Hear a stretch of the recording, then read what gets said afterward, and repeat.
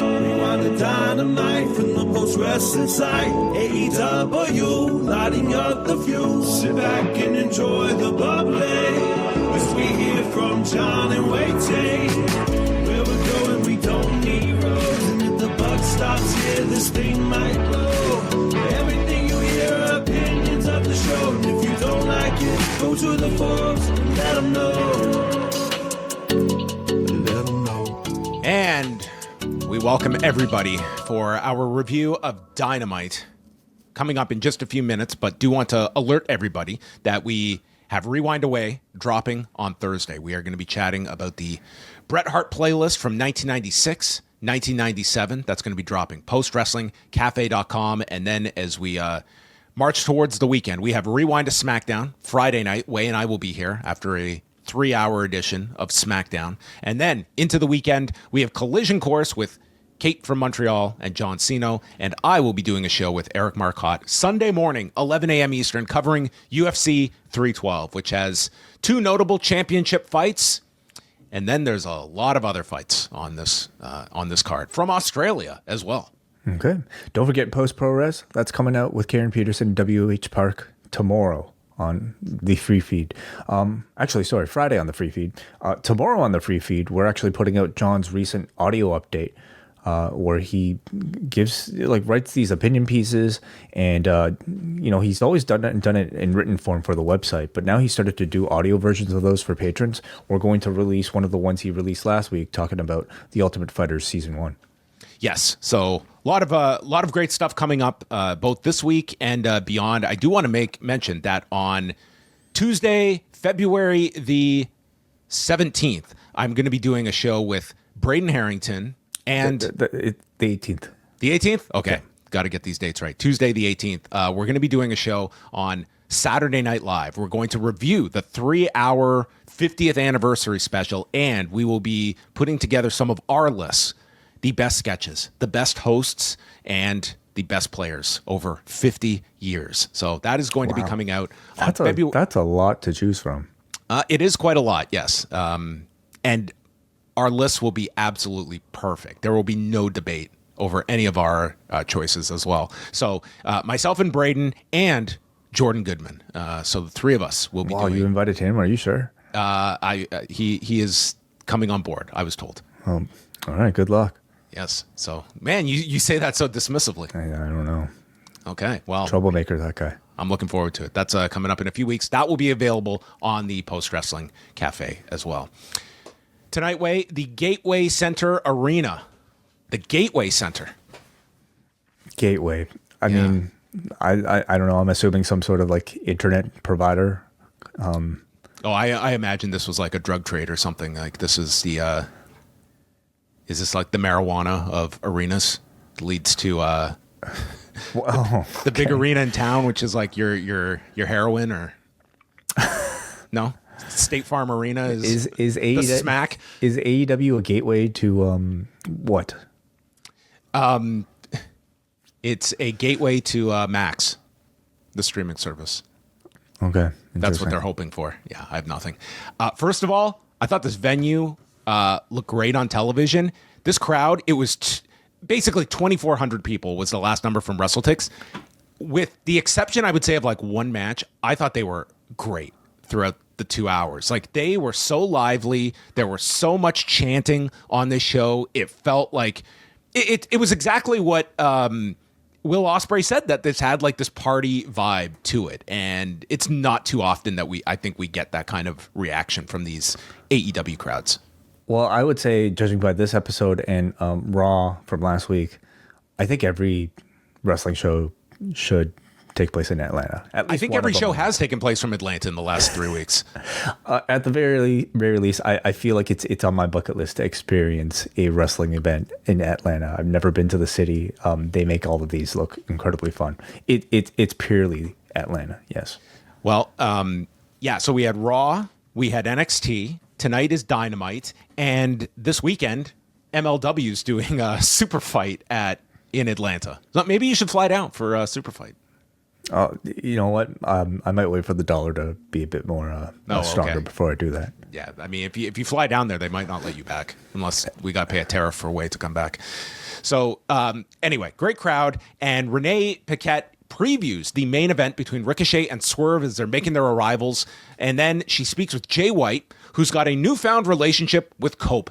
And Jay White explains he's had to rely on rated FTR, and with that, the Death Riders walk up to him outside the arena, and they are followed by FTR and Cope, and a big brawl ensues as they go into the backstage area, out to the arena, and Cash Wheeler whips Pac into the entranceway tunnel, and the mark on this guy's back, it looked like he had been like just whipped with that same strap that Eddie Thorpe used on Tuesday night. He had the nastiest gash right down his back.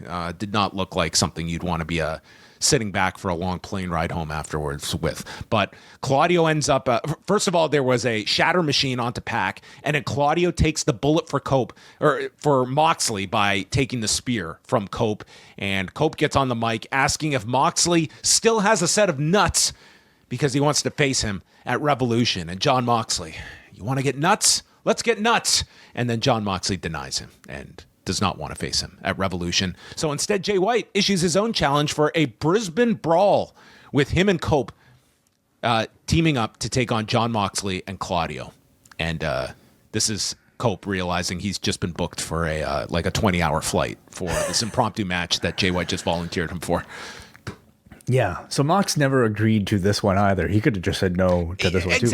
Exactly. It was just like, okay, I'm going to turn down this challenge, and then another challenge was issued, and we were just led to believe like this one he will take. This one he will go with. He'll face him in a tag, just not a singles match. So after my praising of like the Renee Paquette interviews with the Death Riders and how I feel like we got plenty of exposition about exactly what's going on here.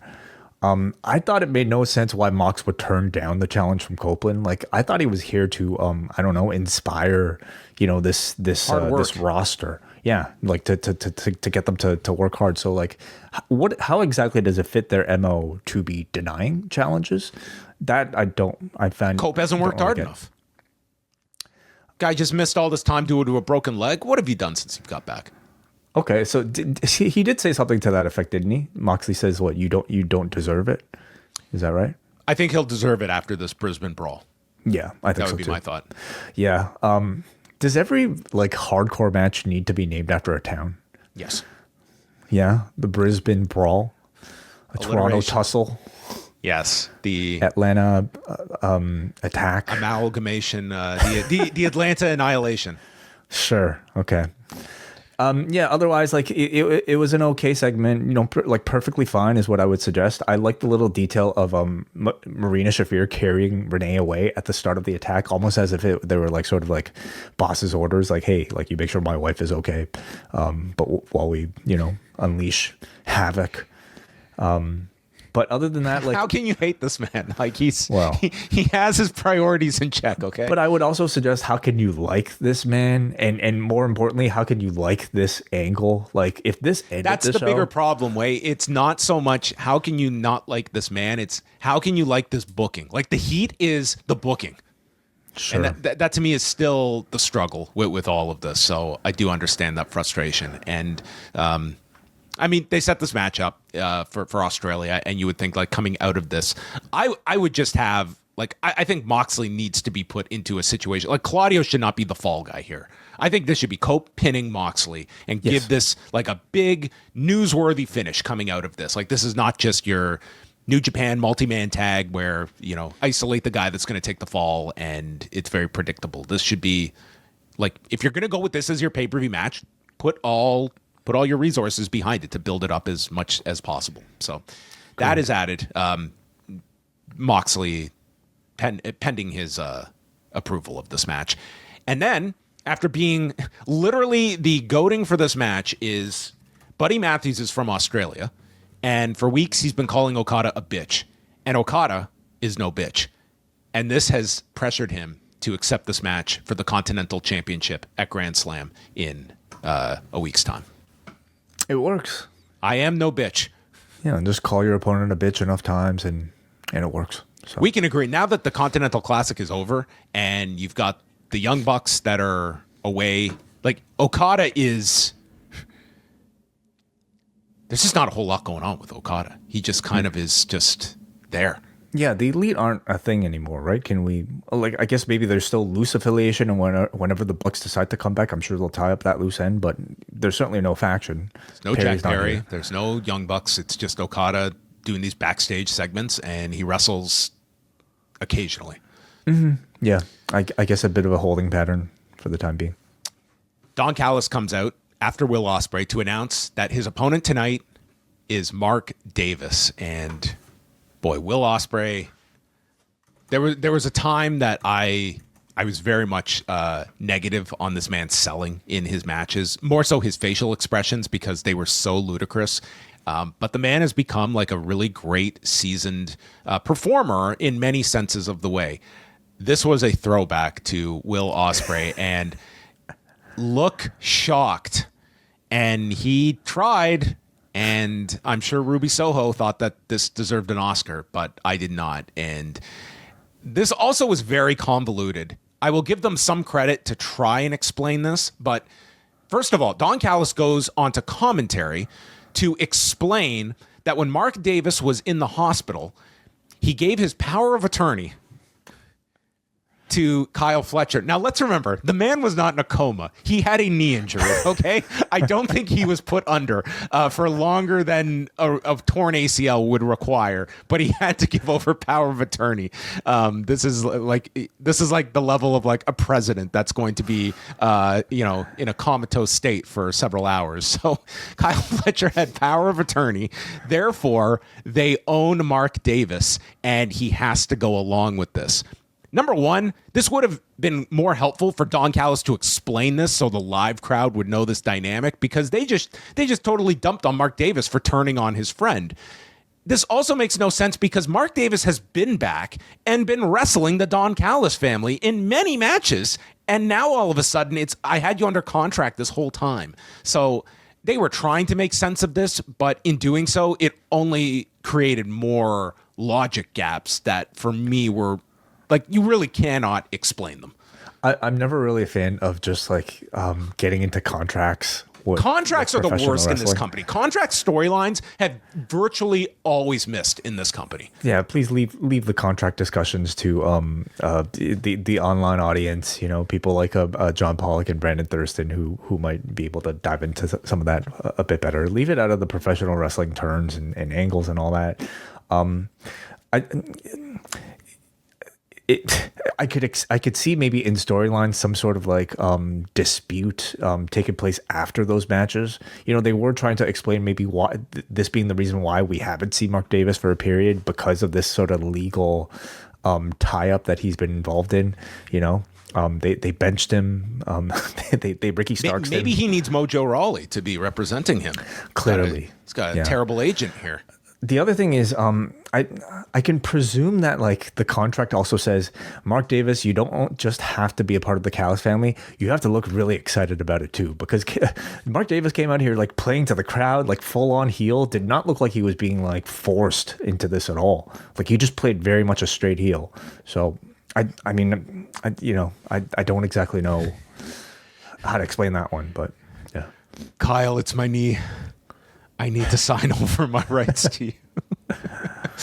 So we get Will Ospreay and Mark Davis. And Excalibur mentions they shared a house together. It's like, him too? They were like, yes, during the pandemic, Will Ospreay opened his home to Kyle Fletcher. He also opened his house to Mark Davis. Like, there's a problem here. This guy's obviously a horrible housemate because they are scarred from not the pandemic, but who they were forced to live with, because now both of them have decided, you know what? We must end this man, Will Ospreay. He was a lousy guest host. I mean, maybe it wasn't such a big house. Maybe he had a gas leak. Well, could have been. Maybe they were freezing in their basement. So anyway, as soon as I heard the words power of attorney, I was like, oh my God, just kill me. Davis is in control, and Ospreay goes after the knee. It's like that's a pretty crummy move for a friend here. Guy had to give over his lifetime rights because of this knee injury, and now you're trying to send him back there. Then the best exchange. Don Callis says that Mark Davis reminds him of Don Leo Jonathan, which is a comparison I'm always telling Way that strikes me as Mark Davis. Taz says, you know what? He kind of reminds me of John Kronus. It's like, you could not come up to me with like two more John Kronus and Don Leo Jonathan. Yeah, there are two people separated at birth. I mean, this John man, the third eliminator, Don Leo Jonathan. What? I mean, they're wrestlers, so like I imagine they would have a better basis for this comparison than me, but I like, are they judging by body type? Are they talking about in-ring style? What exactly is the similarity to you? Well, I was trying to make this analogy, and I thought the analogy should, much like Saturn and Kronus would perform, just totally eliminate this, because this is that's all I've got. Yeah, is that Don Leo? No, that's John Kronus. No, sorry, they look Mark so. Davis. Yeah. So we get a rotating dragon suplex by Davis, and then Ospreay uses the hook kick to set up the Os Cutter, and Don Callis nearly gets involved, and Davis cuts off the hidden blade, jumps. This was the coolest move that Davis had. He leaps onto Ospreay's back, and then his weight comes down and turns it into like a spike pile driver, which was a really nice setup. And then he goes over to the corner, and with one go at it, he rips the turnbuckle pad off. And somewhere Tessa Blanchard was watching this and thinking, God damn it, is it really that easy? Because she had the struggle of all struggles on that last pay-per-view with the turnbuckle pad. Not the only struggle she had during that match, but the turnbuckle pad was number 2. Rick Knox stands in front of the exposed turnbuckle pad. He will not allow this to happen. The man that has turned his back and allowed everything to go protects this, and because of this distraction, Davis eats the hidden blade, and Ospreay wins in 11 minutes. And that was our match here. I mean, just overbooked to death with some of this story. But when they actually got to the actual match, what did you think, Way? I mean, good match, as you would expect from a Will Ospreay match. In this one, like you see some semblance of chemistry between he and Mark Davis, and I thought the in-ring action was very good. Crowd was really hot for it. Thank goodness this angle took place in Atlanta, because they were treating this like it was a big deal. Maybe they're big John Kronus fans in Atlanta, and they thought, John Kronus is here. He's facing Will Ospreay. Don Leo Jonathan. I mean, this was the type of surprise that I think could have really backfired, because like anytime you do like a type of mystery thing, I think you're setting people up for disappointment if they're not a big enough star. And Mark Davis isn't really that big of a star. Obviously, the surprise is the fact that he was on Ospreay's side, but even then, I think could have potentially turned out bad for them. But Atlanta gave him a good reaction, and having him come out here and basically lose to Ospreay in 10 minutes kind of kills like any freshness he might have as a Don Callis, team member. But the saving grace was Kenny at the very least mentioning him and mentioning his storyline for this live audience, so that we may get some follow up with him. Or Don Callis, now that he owns his contract, maybe he can just bench him at home, and he's just got to sit at home. Yeah, injury time added. Yeah, injury time added, and they explain you can work indies, but we don't have any time for you here on the show. Yes. So yeah, I did not like the angle portion of this, and I did feel this match almost had to overcome some of the just complications of this story. We will see where it goes, but I thought this was a rough reintroduction of Mark Davis, to say the least. There was a video for Swerve and Ricochet, mainly featuring the stuff with Kenny too. Oh, sorry. Ospreay gets onto the microphone and he addresses Don Callis, and he signals for Kenny Omega. And 1 steamboat, 2 steamboat, 3, and then finally his music played. And out comes Kenny Omega just to say hi. He tells Mark Davis, I don't know what Don Callis has over you, but there are people he can trust.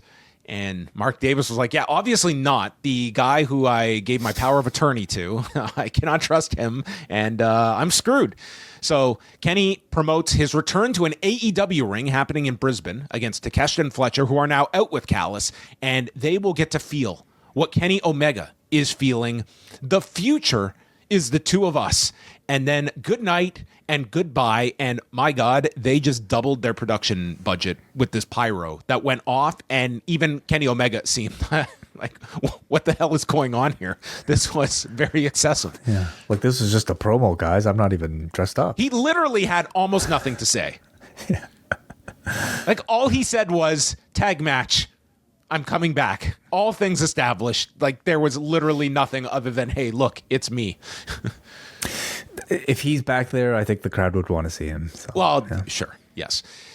Then we got the Swerve Ricochet video, and the Hurt Syndicate come out. Westside Gunn is shown in the front row, and MVP is getting on the mic. Total babyface reaction for the three of them. They are heading to New Orleans for the Super Bowl, and then they give props once again to Private Party, who have a bright future. They were just the wrong people in the wrong place at the wrong time. All accurate, and I mean, this was just at least an acknowledgement of Private Party did not come out of this too strong, to say the least. And we haven't even heard from them since. So anyway, a rehab is certainly in order for those two. But they are now putting everyone on notice. They are champions, and they are open for business. And taking them up on that offer are the returning Guns. Not Westside, but instead Colton and Austin. And they want to chat business. They've been waiting 2 years for a tag title rematch. MVP allows them into the ring because they respect their father. And with that, gives them a tag title match next week. It will be the Hurt Syndicate and a couple of ass boys. And the Hurt Syndicate leave, and Austin says, ass boys, you're goddamn right we are. They are embracing the ass. Yes, they are. Yeah, they could have their dad back again. He needs a new act, so why not? Yes. Yeah. So I think the Guns, like, they had a great video last week. They just came back here. I would have expected a little bit more of a build up to them before just kind of entering into a title match, like, right away. You know, like, as far as I remember, like, I believe they were baby faces when they left, but like, I feel like a little bit more of a sort of like building up a momentum might be in store before our title challenge. Obviously, they're going to lose next week, and maybe that's what they consider to be the start of their actual push. But it seems like, for AEW at the very least, a bit of a strange way to start off. You know, people coming back. It's not like life or death, what you just said there, but there is a larger problem when we are building up matches and the conclusion, like, obviously they will lose. And that's to me I wouldn't call that the case of like Swerve and Ricochet tonight, and it's not like across the board, but I do see that as like a common issue of AEW is the tiering of so many of these stars. And like, that is like, I think, let's just talk about this program right here. And it's like the Guns losing next week, and like, you just fall into this formula where it's like they come in, they challenge for the tag titles, and then they disappear for 3-4 weeks, or they're thrown onto Collision and they just kind of fall off path. And that seems to be, it happens a lot with a lot of these acts. I mean, we're just talking about Mark Davis right now. Do you really have faith that there's going to be this big long journey for Mark Davis that's coming out of this? Or was this, hey, this was Ospreay's opponent this week, and now he's going to be a big player in the Don Callis family? In AEW, like, by and large, we know Tony has his chosen acts that are going to be featured, and then everybody else just plays support. You know, that's part of this sort of like lineup of guys that, you know, for instance, the Hurt Business will beat. And obviously you hope for more than that, just for, you know, for people that are just coming back like the Guns. But man, to put them in a title match right away against a team that's pretty much unbeatable, I don't know if that's the best thing for a returning team like the Guns. But, you know, like, let the Guns, like, they're bringing them back as serious. Like, they're not doing the comedy stuff. Like, give them just a few weeks to get some wins up and make this mean something, instead of 7 days notice. And like, you rush this return after one vignette, and it's just kind of cutting off their legs is what it feels like. Well, we'll see how they book them. Like, they might have a very creative out of this. Harley Cameron's win over Taya Valkyrie was shown from Collision, and Renee interviews Cameron with her Mercedes Monet ventriloquist doll. If they are not selling these ventriloquist dolls, then I don't know what they're thinking. How much would you pay for a Mercedes Monet ventriloquist doll? Me, nothing. these other folks that will just plop down money on weightlifting belts, plenty. They'll drop $40 on these. Absolutely. 40? I feel like it would be more than that. I don't know. I don't know what a ventriloquist doll goes for these days. Harley Cameron is fantastic. She is going to do a concert on Saturday. This might be the first ever title shot that comes out of a concert. That can't be true. What about The Rock? Well, I'm sure he's done something. Elias, she is 1-0. So, I mean, we're kind of she has a concert on Saturday, and then there's next Wednesday's Dynamite if she is doing this match with Mercedes at Grand Slam. That's all they've got. So I would think Deonna would be in line to 2-0. 2-0 could generate you a title shot, but maybe the concert will push Mercedes over the line. So anyway, she does the ventriloquist act. She's very good at this. And Mercedes comes in, laughs her off, and laughs over her winning her first match. And Harley Cameron is a loser. And then Harley gave her the middle finger, and Renee treated this as though this were of national security of what she was risking. I think this Harley Cameron run has been excellent. You know, like this, you're talking about a person that has made the most of every single amount of TV time that she's been given since QTV, dude. And when the focus now is actually on her and a title campaign for her, of course it's going to be successful. And it's been even more entertaining than anything else she's done. So she is actually a very special talent. And I'm glad to see that, you know, all the work she's put in is now finally paying off. She's going to get a massive reception on that show.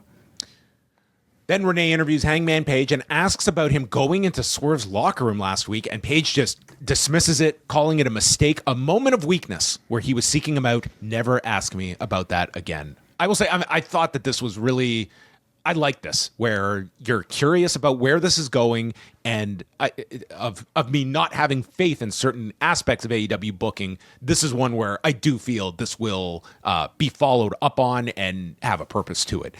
And then he is asked if he has regret about ending Christopher Daniels' career, not realizing he was back on the Jericho cruise. But Daniels accepted. No, that was Curry, man. Sorry, I mistook.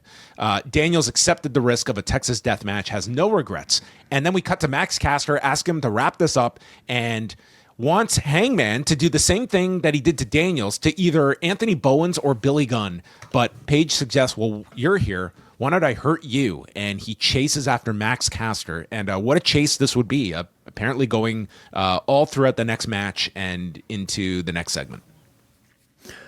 Yeah, I guess a big enough arena where you could do that. Yeah.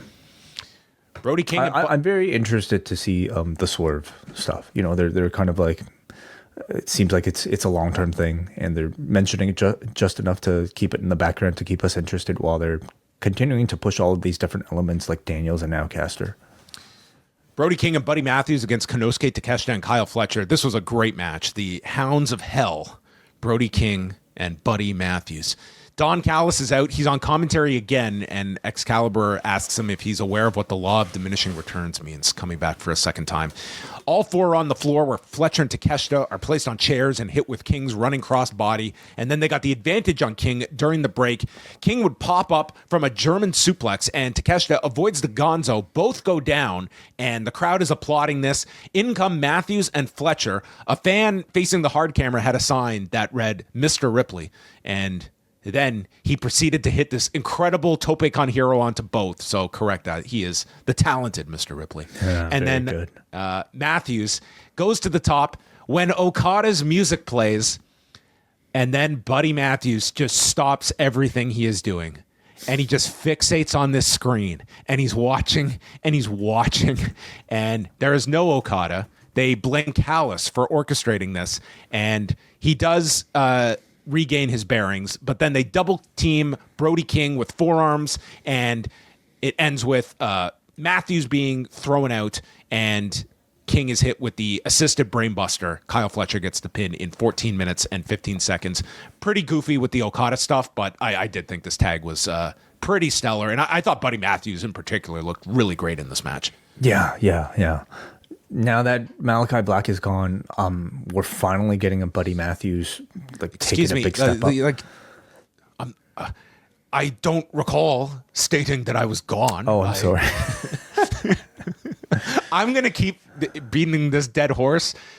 no matter where he shows up and he will never have left AEW. I will never acknowledge it till the man does. Okay, he's literally got to be on WWE programming and state the words "I have left AEW." Okay, he must do that at least on Instagram. Okay, He owes it to everybody. Gotcha. It's just a hug. What's wrong with a hug? I think he's starting to speak up more, and I think he's great. I'm looking forward to actually seeing him get some focus, especially in Australia, where I think he'll be treated like probably a pretty big deal. I hope he lives up to his. He'll probably his lose new last name. Yes. His wife's last name, Buddy Ripley. Okay. Yeah. Samoa Joe and Hook are backstage, and Joe is furious about the chair shot he took on Collision. Hook says, "It's like you told me. If you're furious, you can't be focused." And they go into the world's smallest locker room containing Nick Wayne and Kip Sabian, and they beat the hell out of them as a message for Christian. Meanwhile, Christian is peeking in, watching this with Mother Wayne, and then they go hide, and then pretend that they are just walking in and not aware what had happened to Nick Wayne and Kip Sabian. So all I can hope is that Nick Wayne and Kip Sabian are cord cutters or don't have access to Max and don't go back and watch this. Right. Yeah. I mean, they're probably not rewatching the show. Yeah, we don't have rewatchers. God forbid we have the invisible camera, but we will have this. MJF comes out to address geriatric Jeff Jarrett. And he explains that the E in AEW doesn't stand for elderly. And that carny schmuck is out of his way. And now I'm closer to regaining my title. When all of a sudden Max Caster runs out, he's running away from Hangman. So Hangman comes out and he stands up in front of MJF before continuing to chase Max Caster. We never got a payoff to this chase if he caught him. I imagine it'll result in some sort of match. I bet they're going to run into the arena and the chase will continue on Saturday in Houston. They're just going to chase each other? They went from Georgia to Texas. Through the freeway? Yes. Okay. Yeah. Wow. All right. So then MJF is interrupted by Dustin Rhodes. And he comes out, and this was... Everyone should have known this was coming. If we had looked at AEWTix.com, we would have known, hey, it's the time of the year AEW is going to Austin, Texas. So it's time to build up a Dustin Rhodes match. And that means, Dustin, it's time for your two big promos a year. We need one of them tonight. And Dustin Rhodes brought it here. He tells MJF, "You badmouth everyone, even people who are no longer here, like my friend Owen Hart. So keep his name out of your mouth, you son of a bitch." That was a terrible Dustin. Or I will kick your teeth out. And stop talking about people's wives, past issues with drugs and alcohol, because I'm one of those. I've been clean for 16 years. I went straight to hell and I kicked the devil's face in. You are no devil. You have all the potential in the world, but you choose to go to these dark places. There's a reason I'm still here at 55 and can hang with everyone on this roster, because I'm the last of my kind. And in a quote that maybe I should make my new voicemail, I am better than you, and your punk bitch ass frickin' knows it. What a t-shirt. MJF sarcastically states, "Well, that was incredible, Dustin. All those years of you being a worthless drug addict must have turned your brain to Swiss cheese if you believe you're better than me. It took you 37 years of blood, sweat, and tears just to get out of your daddy's shadow. And after all that hard work and sacrifice, you now live in the shadow of your little brother." And that sends Dustin over the edge as he attacks MJF. Security is in to break them up. And MJF, on the way out, warns Christopher Daniels that watch out, old man. So this is MJF against all the elderly folks in all elderly wrestling that he is going after here. And this was an awesome promo from Dustin Rhodes, and this will be the match next Wednesday. Anytime Dustin Rhodes gets the chance to speak, I pay attention, because I think he can be one of the stronger promos, I think, on the entire roster. Has that veteran sense, and I think at this point sounds as good as he's ever sounded. In ring, Like I was really high up on this guy since he returned as Gold Dust, like almost like 10 years ago. He's been on an incredible run since then, and he's still holding up. So there's just like something is very unique about him in the fact that how he's able to maybe stay in the shape he is.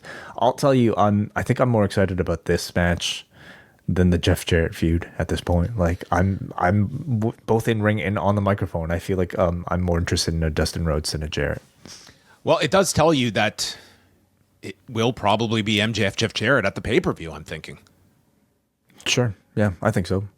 Or do you think it could be longer term than that? Oh man.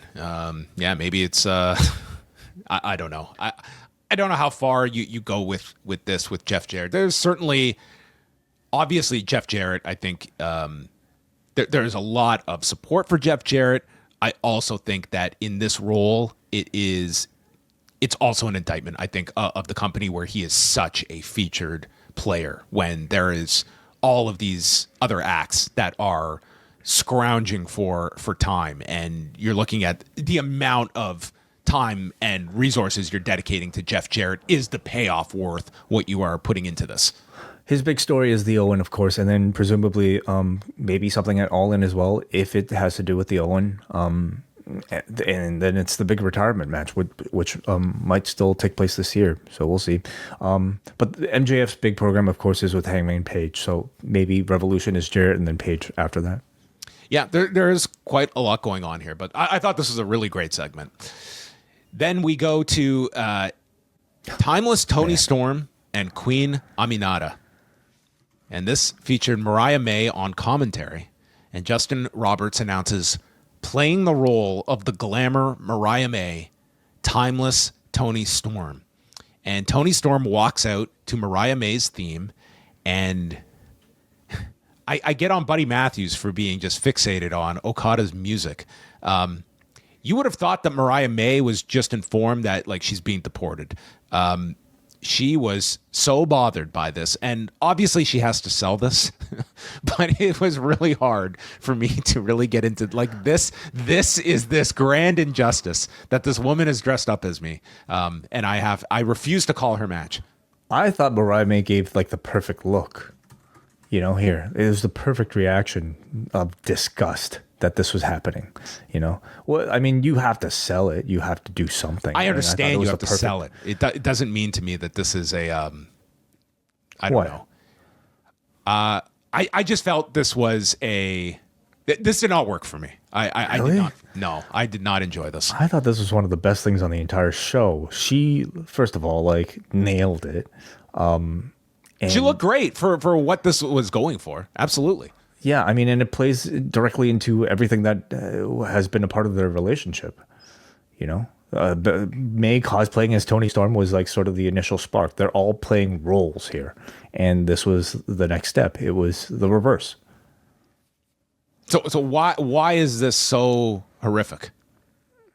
Because it's further mind games. It's like, what if I started this podcast dressed up as you and started acting and talking like you? I'd be so angry, Way. Oh my God. I mean, I wouldn't be able to talk. It would be so traumatic. It might throw you You're off. dressed as me. How dare you? You're really downplaying the effects of this, but I mean, Okay, I'm not downplaying that, dude. This crowd, I will say this: this crowd was like dead for 3/4 of this, and then all of a sudden it's "This is awesome" chants. It was wild to me how fast they were pretty dead for the beginning of this. I thought they were pretty dead for the beginning of this. They might have just been in awe of how great of a performance this was. Well, this was maybe they were watching Speechless Toni Storm, because that's what this crowd sounded like. So Serena Deeb is watching backstage. Just a lot going on here. I mean, maybe we don't need to be shooting a million angles here. Deeb is Aminata's program. Yes, of course. And so Aminata is getting offense. She hits the hip attack, and then she's doing Toni Storm's pose on the floor. So Mariah May needs to be upset at Toni Storm for impersonating her. Toni Storm, who's playing Mariah May, is still Toni Storm and needs to be upset that Queen Aminata is impersonating her real life self, even though she's under the guise as Mariah May. Yeah, the Aminata timeless impressions, I guess, were kind of unnecessary, just especially given she was not playing timeless Toni Storm here. It's mind games. May says that Storm is missing two things as she grabs her breasts, and Tony Schiavone was aghast at this, realizing this difference. There are chops from each. They get into some slaps, and then Aminata slips behind the back into a German suplex and then hits a running shin. And then the crowd, all of a sudden, this is awesome. And Storm nails her with his knee to the gut, hip attack. But then instead of Storm Zero, hits her with Mayday to win in 9 minutes. Renee then gets into the ring, interviews Storm, who insists, "Call me Mariah," as she invites Mariah into the ring for an embrace. But May storms off, and that was the segment. We'll agree to disagree on this one for me. This one did not hit for me. I thought this was a miss on the show. I mean, I really enjoyed it. I thought the gimmick was very entertaining, and I thought the action was actually very good too. So it for a storyline that's been going on for so long, especially in these past few weeks, I think they've done a great job of like continuing to find new creative ways to make it feel fresh, and tonight was one of those. As we are now pretty much have the card pretty much together, like in the spirit of ways, of course they will lose. I mean, Harley Cameron will lose. Buddy Matthews will lose. Toni Storm needs to win this championship in Australia. I think so, yeah. Dustin Rhodes is backstage, and he is pissed, we are warned by Excalibur. And he kind of just gave like the 1 minute version for like an Instagram reel version of his promo where he's like, people have been chipping away at me for 37 years. I'm still here. I live for blood, sweat, and tears. And I'm going to beat your ass next Tuesday night in Austin, bitch. And so this is a bit confusing because they are taping Dynamite on Tuesday, but it is airing on Wednesday next week. So that was the difference here. And Excalibur did emphasize at the end of the episode Wednesday for Dynamite. So that's a go. Video of Big Bill and Hobbs, and then we get a live edition of the New York Minute inside of the arena where Chris Jericho doesn't understand how Bandito is a wanted man because no one wants him, but he is taking the $100,000 bounty on Bandito's head and upping it to $200,000 with the real-life bounty hunter Brian Keith going after Bandito. So maybe if Brian Keith fails, they'll bring in Dr. D. David Schultz to go after Bandito. Maybe that'll be our program down the road. Or Dog. Yeah, that too. Maybe him and Hulk Hogan could team up together. What do you mean? They're brothers in controversy. Dog the Bounty Hunter and Terry. Oh, I see. I'm not even aware. Oh, you got to keep up to date, Way. Oh, boy. Yeah, come okay. on. That's an old story with a dog. So Big Bill then addresses Hobbs, who comes out with a knee brace on. They brawl. The Outrunners join, and eventually the Learning Tree are ejected from the building. And I guess we are getting to Hobbs and Big Bill, but it appears that he's working with a knee injury. I guess so. Like, this is a legitimate injury from he was at the building last week and legitimately was not cleared and could not wrestle. So there was like an injury coming out of that parking lot brawl. And I mean, I'm just watching here and assuming it's a knee injury. And cleared enough to be able to work. Was cleared enough to do physicality here, obviously. So I guess they feel it's okay. Okay. They should be selling knee braces as well. I think those would be a big seller. Yeah, I would get one. I like the presentation of the brawl and the camera falling down. Look at this fan in the front row, man. He was getting a live up close shot of this. He was engulfed. Mm-hmm. Mm-hmm. Yeah. Swerve Strickland and Ricochet. This one, man, I knew they were going to have the overrun, but this was this was very late that they were getting to this match. So Swerve is out in his embassy robe, which would be a key focus of this match. And then Ricochet jumps him with chair shots. The bell rings. He immediately hits Vertigo, and Swerve kicks out. And they note this is their first match since 2017.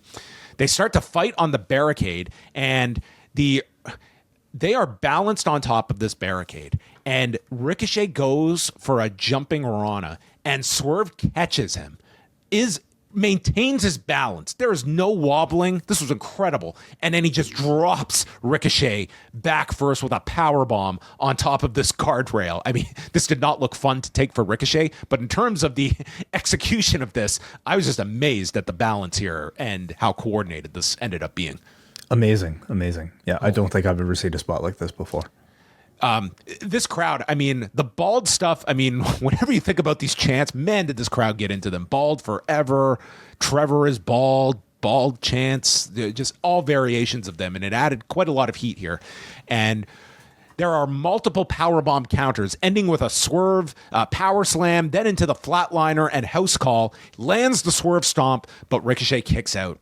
And then there's a spot where this was the only kind of fumble in the match, was Swerve is on the edge of the apron, and Ricochet went for like the Dragon Lee spot, but instead of into a leaping Rana, was going for a leaping Poison Rana, and it just did not work. He slid down and just turned it into a German and just followed that with a springboard 450. I couldn't have imagined if he had landed this Poison Rana and then gone into the springboard 450, then a shooting star press. This was quite the sequence he had mapped out in his head. Very ambitious and a very rare miss from Ricochet, but yeah. I mean, a very ambitious spot. And even some by today's standards, some very rare, like, you effed up chants that the crowd got into here, which in a weird way, it kind of works for this Ricochet character. Yeah. I think to like do something like this and the crowd gets on him, like obviously not by design, but I don't think it was a bad reaction to have here. The Spirit Gun gets stopped by a house call, and this crowd goes wild at that. He sets up for another Swerve stomp, and he comes down, but Ricochet puts the X up. He scissors the arms, and down comes Swerve. I guess this X somehow broke his balls because Swerve is dead, and he is hit with a Spirit Gun from behind, and Ricochet wins. I thought a semi-surprising outcome here, and as Swerve is selling his balls, Ricochet puts on the embassy robe, shoving down Nana, and there we have King Ricochet leaving with the robe. Mm-hmm. I really enjoyed the match. I thought there was a lot of creativity put into the various spots on the barricade that catapult into the bottom turnbuckle, and I really feel like Ricochet, now that his character is clicking, I think the wrestling and the matches have been more exciting to watch. He wrestles essentially the same style, but because he's actually drawing attention now with the story, he's making the wrestling a lot more compelling. So this, to me, really was the missing element for this guy. He's at a new level now. Throughout the match, I liked the setup for the importance of the robe, with Nana constantly guarding it, and I guess just even the announcers really putting it over as well.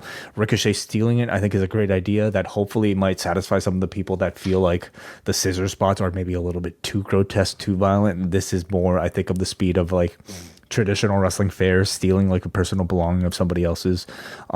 Ricochet's taking a hypodermic needle at the end of this. I thought he was going to take the scissors to the robe, which would have been wow, would have been terrible. I mean, he could still do that. Oh, I hope if he does, it's a replica, because this is the Jimmy Rave robe. Yeah, you can't, yeah. It's history. You can't mess with that. So I mean, that would be a pretty damning serious angle if he cut the rope up. Well, this is obviously going to continue. As well. Like, you've got this hangman thing in the background with Swerve, but yeah, I could certainly see this probably extending to a pay-per-view rematch or something like that. That's a really heavy angle to do with the scissors, but I know some people are very squeamish about the scissors stuff, but I think it should be part of the act to a certain degree. Maybe we don't have to be slitting throats and stuff, but it's so associated with this heel character now that I think he's got to at least have them in the pocket, or like they're a threat that they're there without having to necessarily use them unless it's a big angle or something. Agreed. Yeah, but Ricochet is the hot act, so like him going over Swerve in this first match of potentially a series, I think is the way you want to go. Let's get the rematch, and then let's see where it goes. Yeah, I have to say, I was really, like, it makes a big difference when you have a crowd that is like this into things, which they were for a huge portion of the show, and I thought it made all the difference here. I thought this was a venue and a market that really clicked for them, as opposed to like booking like the big arena in Atlanta where you would have had a fraction of the building full. This looked great on TV, and more importantly, this was an audience that felt like they were here not just to watch wrestling, but specific AEW wrestling. They seemed up on all the characters. They made this product feel it felt current, and that this audience was with all the stories, and that it makes a huge difference when AEW, like, they struggle to get that kind of reception on a weekly basis. Mm-hmm. I enjoyed this edition of Dynamite. In particular, I thought it ended stronger than maybe it began. You know, like it started with all the Death Rider stuff, which is like fine. I didn't think it was bad this week, but it didn't necessarily, like, to me. If they ended the show with the Death Rider stuff, I think it would have been maybe a bit more of a flatter ending. But like the show kind of built up pretty well. You know, the Mark Davis surprise, your mileage kind of varies. Yeah, power of attorney storylines aside, but you know, getting into the great wrestling on the show with the Hounds of Hell versus Takeshita versus Fletcher. I think the Dustin Rhodes stuff actually I've really enjoyed. I personally really enjoyed the Timeless Toni Storm Mariah May stuff, but then ending it with the excellent main event with some progression in story coming out of it, I thought was a great way to end the show. All right, well, there you go. Those are our thoughts on tonight's edition of Dynamite. They will be doing a live edition of Collision this Saturday in Houston, and then they've got the Austin show next Tuesday, and then they're off to Australia for Grand Slam.